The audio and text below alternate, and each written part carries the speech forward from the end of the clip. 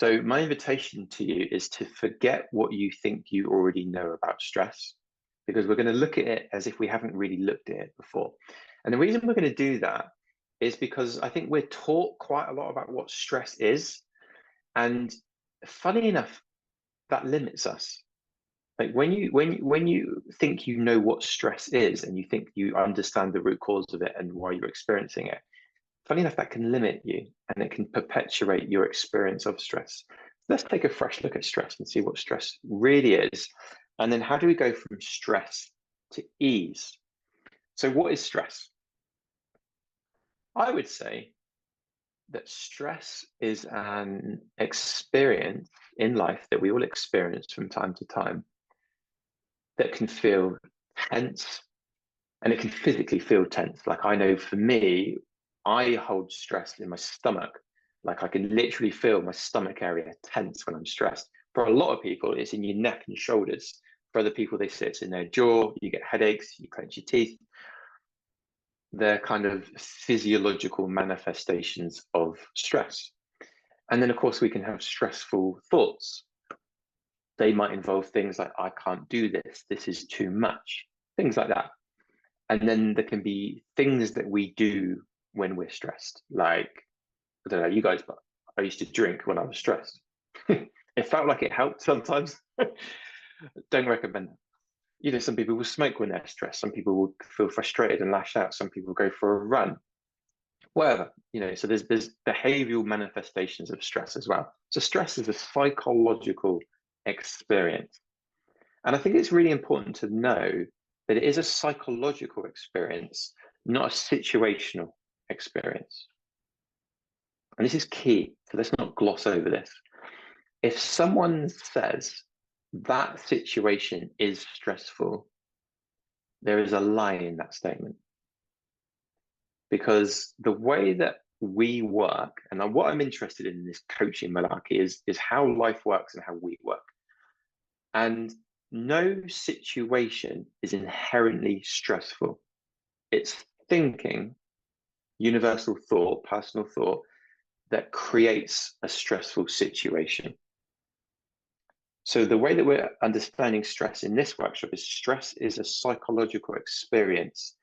We're not looking at stressful situations because stressful situations don't exist independent of thought.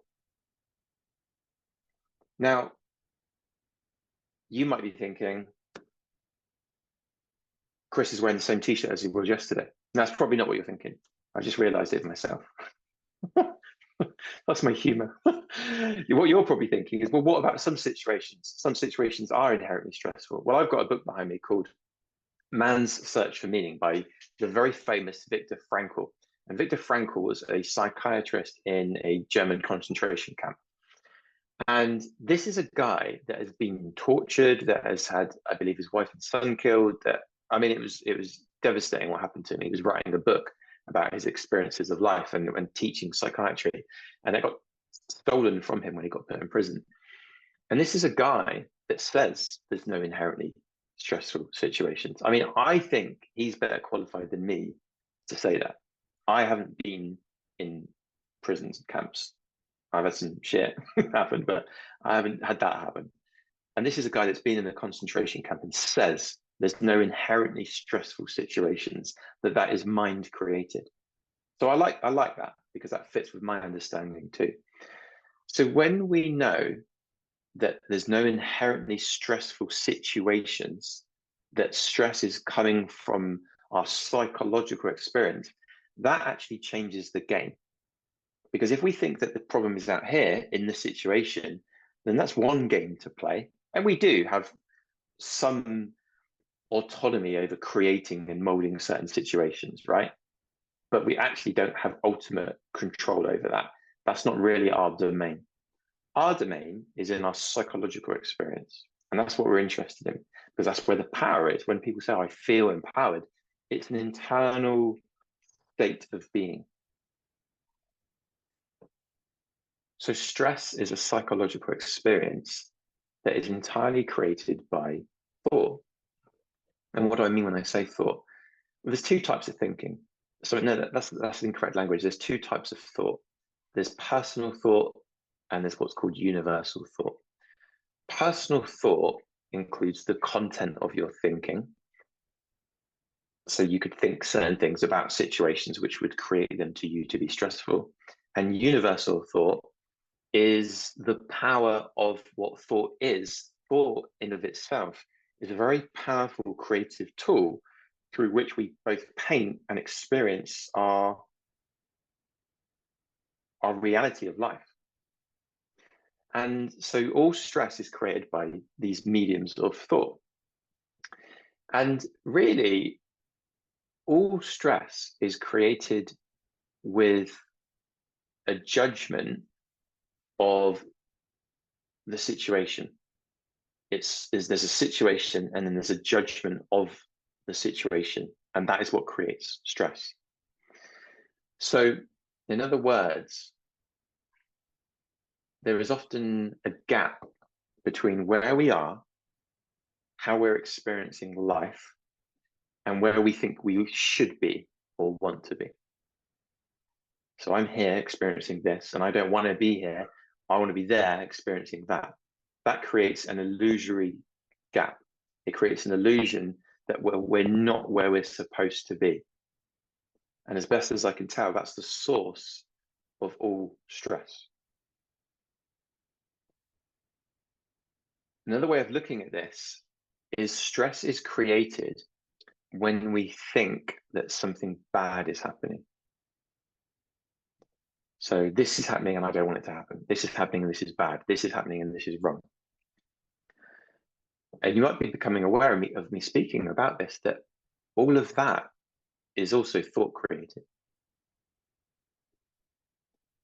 I would guess that everyone in their lives have had multiple situations that you thought were initially bad for you or for someone you love and care about, but maybe they turned out really good.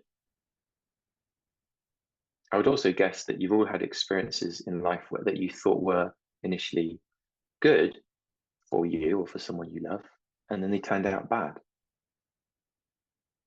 The most common example of this I can think of is a relationship breakup.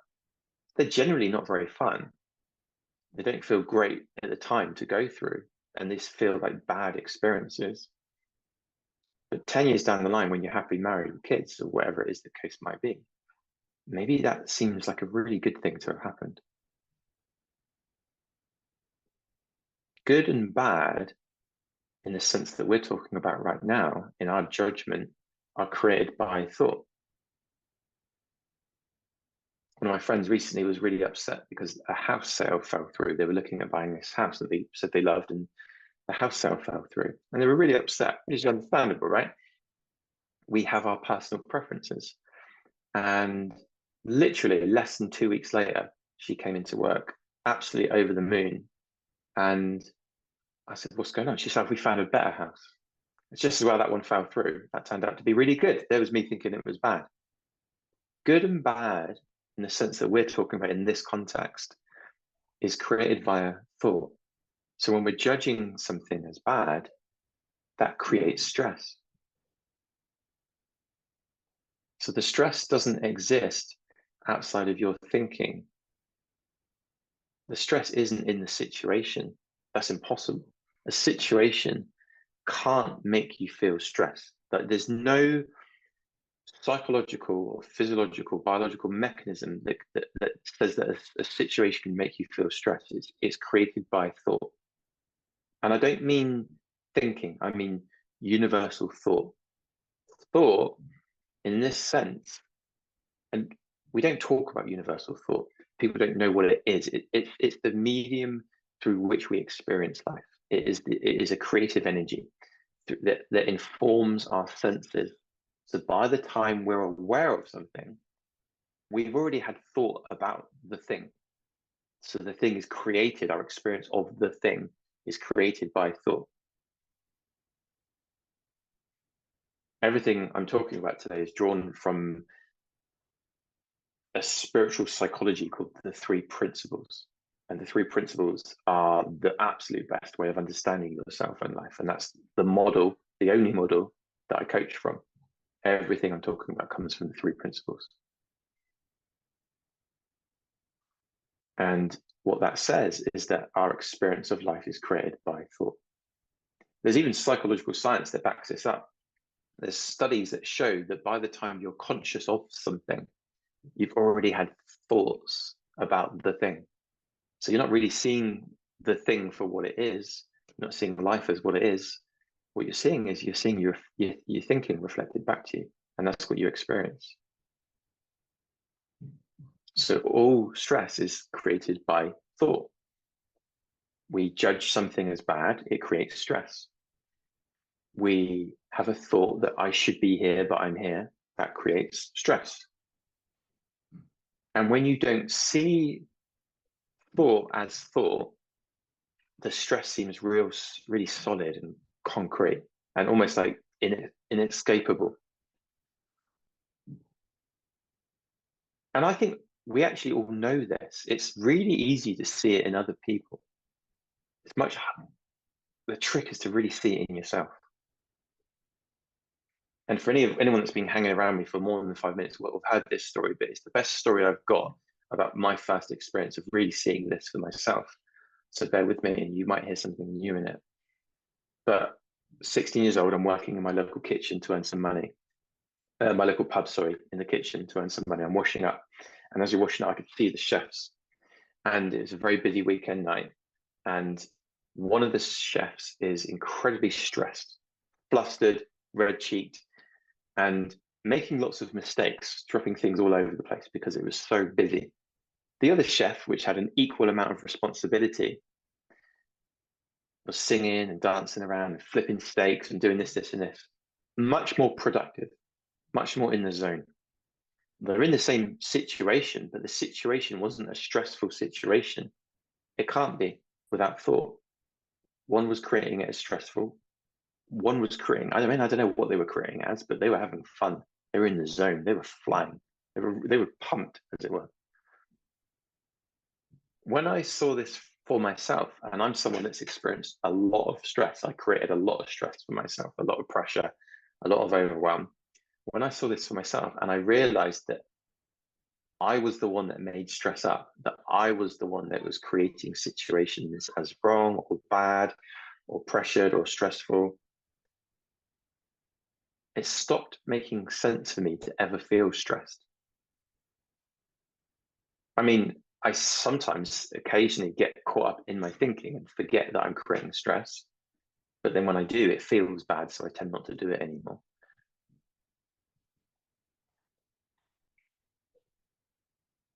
But we all have habits of thought. Thought is the most addictive thing, because it is a thing that we're all addicted to. We all have the addiction of being addicted to our thinking. And for me, the game of life is about becoming less and less attached to our personal thinking and instead being more in love with life and flowing with life itself, with the ease that is naturally available all the time. Like, the common theme here, if you come to any of these workshops, is I truly believe that we've been gifted life, and that our job, if there was a job, is to love our lives as much as we can. I honestly think it's crazy to do anything other than love your life. I, for me, and I include my old self in this, I think doing anything other than loving your life is a definition of insanity. Like, we have this fantastic, wonderful gift of life. It is amazing to be alive and to feel the energy of life itself. It is wonderful. Kids know it, kids feel it. I mean, yeah, they might fall over occasionally, hurt their knee or something, but other than that, they are so in love with life moment to moment. And I would say anyone that is an inspiration for you is probably on some level in love with their life too. I don't care if they're a wrestler or an Olympian or a writer or a traveler, I don't care what they are. chances are you love following them because they have a spark about them. There's zest for life, a certain je ne sais quoi. They're in love with life itself, and they're following their heart, their soul's desire. That's what we all want. And then we get caught up in our thinking and think, well, I should work hard and I should want to do this. I don't want to do it, but I should want to do this, so I'm going to do it. And then we create stress. Now, what if you let go of all of that? What if you let go of what you think you should do and what you think you should want because it's the right thing to want? And instead, you just followed your heart and you didn't create too much stress and anxiety around following your heart. The only obstacle to that is thought, funny thinking. What you'll probably find, most of you, is that right now you're experiencing some resistance to letting go of stress. I've done this enough to see this time and time again. There'd be some resistance to just, well, I'm letting go of stress. I can't do that because stress is helpful. Stress motivates me. I need stress to do well. I work with a couple of athletes, and quite a few of them have said, well, I need stress to perform well. What if you didn't need stress to perform well? What if you didn't need stress to motivate you? Because stress isn't the only motivator, and it's actually not a very effective one. What it will do is it will leave you burnt out and tired and overwhelmed. There are some people that just absolutely refuse to get stressed and overwhelmed. I think it's amazing. Like, I used to get overwhelmed when I had too many jobs to do. And what I again realized was overwhelm is optional. It's thought created. You can be overwhelmed when you've got 2 things to do, but you could also have 30 things to do and refuse to be overwhelmed by it because you can only do what you can do. And you don't lose your intelligence and common sense when you're less stressed. In fact, you gain more of it. When we're stressed, when we're anxious, parts of our brain literally shut down and stop getting blood and oxygen going to them. And the parts that shut down are the parts that are responsible for problem solving and creativity, which is hilarious when you think about it, because whoever designed our brain, they said, well, when you're stressed, we're going to shut down the parts that are really good for solving problems. Well, that doesn't help. But it does tell us a little bit about how our psychology works. That when you're feeling stressed, that's not time to then do more and work harder. That's time to, okay, let's just take some space. Maybe have a breath, go and get a cup of tea, go for a walk, have a breather, and then come back to it with a clear head and come up with some creative solutions to overcome these challenges. Because stress and anxiety lowers your IQ. Space and time creates more wisdom, creativity, and problem-solving abilities in your physical brain. Therefore, your IQ goes up. So it starts to make less and less sense for you to experience stress, right? Because it's like, well, it doesn't feel good. It's not actually helpful. Other than it just being a habit, why would I stress myself out when I really know that it is me stressing myself out? And when you see that, you're never really going to unsee it. You'll forget it at times because you will get caught up in the habit of stress. You just will. We're humans, we have habits. But when you really see that stress is optional, it's going to make less and less sense for you to be stressed and to stay in the stress response.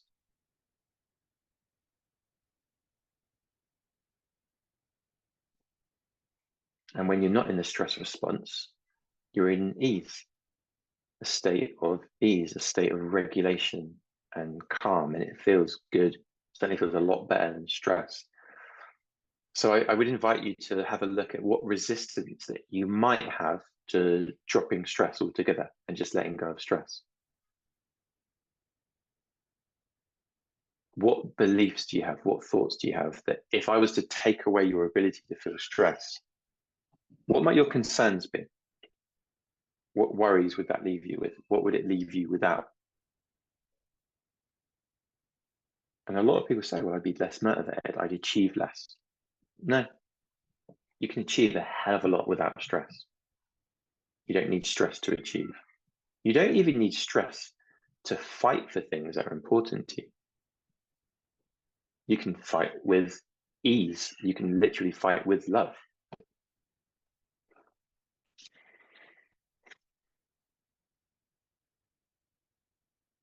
So it's really about seeing that stress doesn't come from situations, it comes from thought. It's really about seeing that a lot of stress comes from you judging something as bad or wrong. But bad or wrong doesn't exist outside of thinking about something. Some stress comes from when you imagine that you're not where you should be, and you create this gap in your mind of I'm here but I want to be there, and so that creates stress. I mean, if you want to go a little bit deeper, maybe it's a lot deeper, I don't know, but time is also thought created. That's why it's so hard teaching kids what time is, because it doesn't really exist in the way that we think about it with watches and things like that. I mean, it's helpful. Like if I say this workshop's at 6:30, I find that really helpful to then communicate that to people. But time is created by thought. Psychological time is created by thought. There is. I mean, I think Eckhart Tolle calls it. I can't remember what he calls it. He calls psychological time, clock time. That's thought created. But there is another type of time that is just we are spinning around the sun and we are moving. That exists, of course. Like right, but we create the illusion of a gap between now and a someday, and that creates stress. When you're really present to life, really present, there is no stress. Life is a series of present moments. And sometimes we are creating that present moment and series of present moments to be stressful because we say we're not where we want to be, and this isn't the way things should be, and this is bad, and this is wrong. And that creates the experience of stress. So stress is real because thought creates reality. And we live in an experience that is created by thought. So if you want to go from stress to ease, the only way I know how for you to do that is to see that all stress is created by yourself in your mind, by your thoughts, and to practice letting that go. To develop a grounding in the present moment. And at times you'll forget that you're causing yourself stress. And then you'll see it. Oh, it's me doing this with my thinking.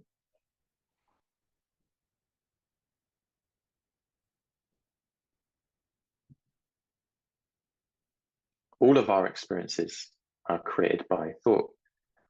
I could quite easily look at my kids while they're drawing paint on the floor and stamping on the wall and create stress out of it. And I'm free to do that, but it's really helpful to see that I'm the one doing that, that the stress isn't inherent in what they're doing. It's in how I'm creating it to be. I can also look at my kids and create love and joy, but the love and joy isn't in them, it's created by me. I can look at my work and I could say, well, I'm not here and I want to be there, and I could create stress. Because there's a gap between where we are and where we want to be. And I think it's good to have wants. I mean, I wouldn't have a job if we didn't have wants. The only time I will ever work with someone is if they want something and I help them get it, I help them create it. But that gap can be the source of stress and discontent and struggle, or it can be the source of inspiration and passion and excitement. You know, when you've got a project that you're working on and it's fun and you're enjoying the journey. Life is a journey. It's a series of moments that create a journey. So How are you being in this moment right now? In this micro moment, how are you showing up to life? Are you creating tension, stress, or are you creating love and ease? And however you're being, can you just allow yourself to be that? Don't fight it, don't struggle, don't stress about it. Just allow yourself to be however you're being. And you'll probably find that however you're being, if you allow yourself to be that way, ease will come.